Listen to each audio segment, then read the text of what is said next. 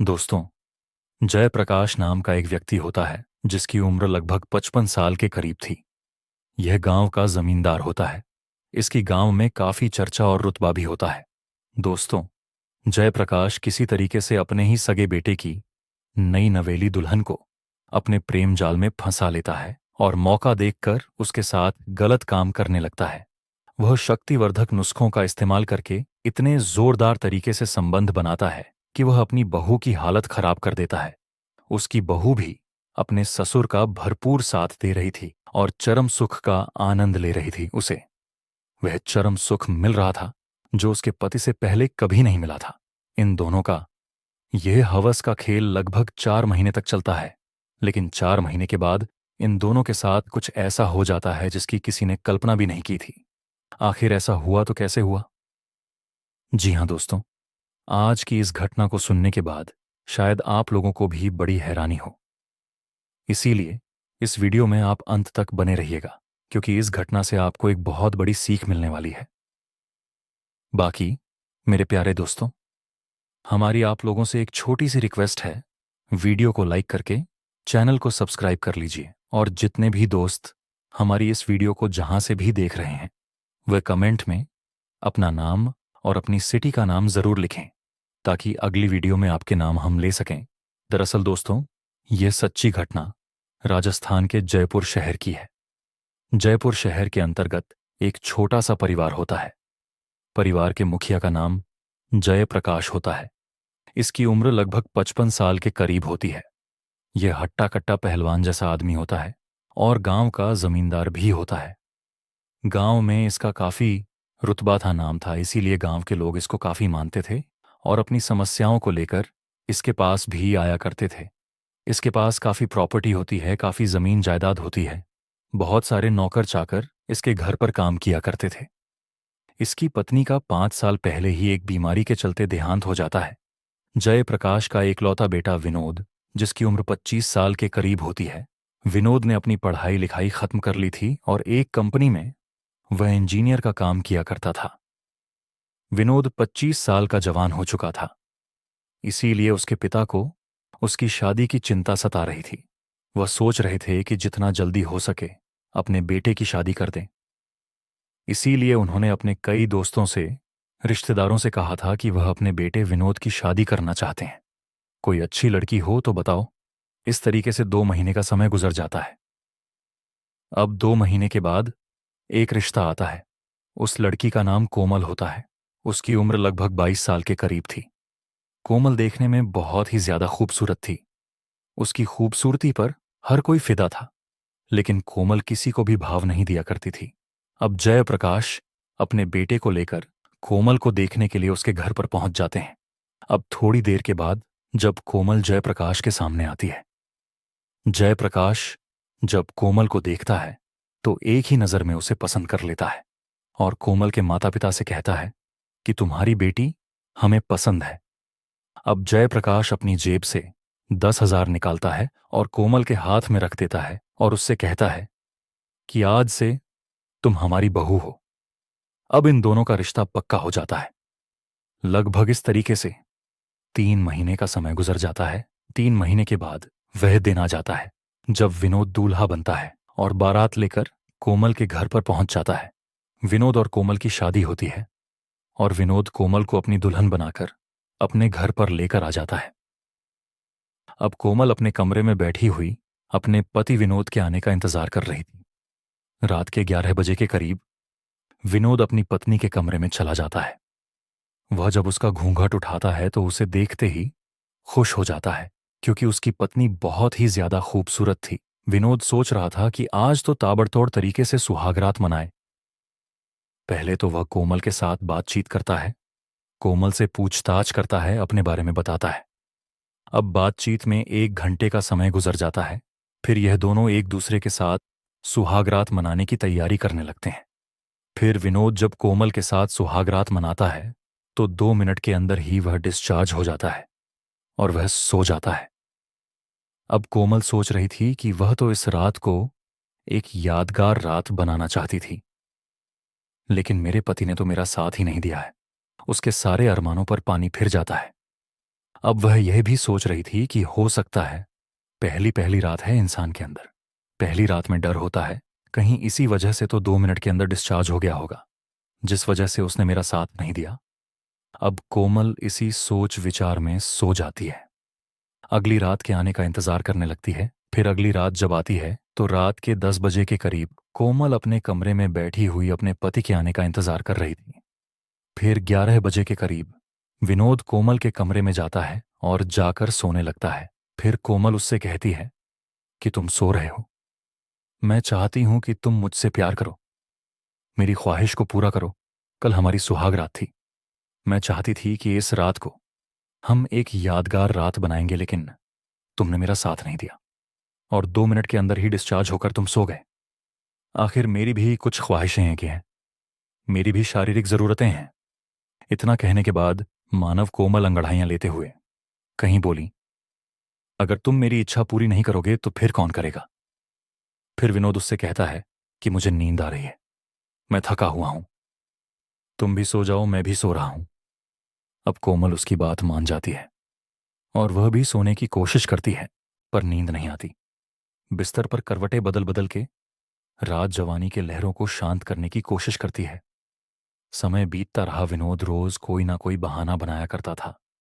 वह कोमल से कहता था कि कभी मुझे नींद आ रही है, कभी मैं थका हुआ हूं और अभी मेरी तबीयत खराब है। अब इस तरीके से 7 दिन का समय गुजर जाता है। एक दिन रात के 10 बजे के करीब कोमल विनोद से लड़ने लगती है। उसको तरह तरह की बातें सुनाती हैं और उससे कहती है कि तुम नामर्द हो, तुम्हारे बस की कुछ नहीं है, तुमने मेरी जिंदगी बर्बाद कर दी है, मैं कहीं की नहीं रही हूं। अगर मुझे पता होता कि तुम ऐसे हो तो मैं तुमसे शादी ही नहीं करती। अब यह सब बातें बाहर खड़ा हुआ जयप्रकाश सुन रहा था। अब कोमल अपने पति को तरह तरह की बातें सुना रही थी, उसको डांट रही थी, उस पर गुस्सा कर रही थी। फिर विनोद कोमल से कहता है कि मैं काफी सारे हकीमों से दिखा चुका हूं और बहुत सारी दवाइयां भी खाई हैं, लेकिन जब कुछ नहीं हुआ तो इसमें मैं क्या कर सकता हूं। फिर कोमल उसको बुरा भला कहकर बाहर आ जाती है और किचन में चली जाती है और एक सब्जी उठाती है और वहीं पर उससे सहारा लेने लगती है। तभी थोड़ी देर के बाद किचन में उसका ससुर जयप्रकाश आ जाता है और अपनी बहू को यह सब करते हुए जब देखता है तो उसके रोंगटे खड़े हो जाते हैं, वह दंग रह जाता है। कोमल भी जब अपने ससुर को देखती है तो अपने ससुर से शर्मा के वह भी अपने कमरे में जाकर सो जाती है। दोस्तों, फिर अगले दिन सुबह 9 बजे के करीब विनोद अपने ऑफिस के लिए तैयार होता है। उसकी पत्नी कोमल उसे टिफिन देती है और वह अपने ऑफिस के लिए चला जाता है। फिर कोमल किचन में जाती है और खाना पीना बनाने लगती है। तभी थोड़ी देर के बाद जयप्रकाश आता है और एक जगह बैठ जाता है और अपने नौकर से कहता है कि तुम मेरे सर की मालिश करो। फिर उसका नौकर उसके सर की मालिश करने लगता है। तभी जयप्रकाश अपने नौकर से कोमल को सुना सुनाकर तरह तरह की अश्लील बातें करने लगता है। वह अपने नौकर से कहता है कि जब हम जवान थे हमारे अंदर बहुत ताकत थी, बहुत जोश था, जिसको भी हम एक बार जकड़ लेते थे तो उसे छोड़ते नहीं थे। जिसकी भी हमने ख्वाहिश पूरी करते थे वह बार बार अपनी ख्वाहिश पूरी करने के लिए आया करती थी। कोमल जब अपने ससुर की इस तरह की बातें सुनती है तो वह हंसने लगती है। तभी थोड़ी देर के बाद जयप्रकाश अपने नौकर से कहता है कि तुम थैला उठाओ और मार्केट चले जाओ और मार्केट से कुछ सब्जियां लेकर आ जाओ। फिर उसका नौकर मार्केट चला जाता है। तभी थोड़ी देर के बाद जयप्रकाश अपनी बहू कोमल से कहता है कि बहू, मेरे सर में थोड़ा दर्द हो रहा है, तुम मेरे सर की मालिश कर दो।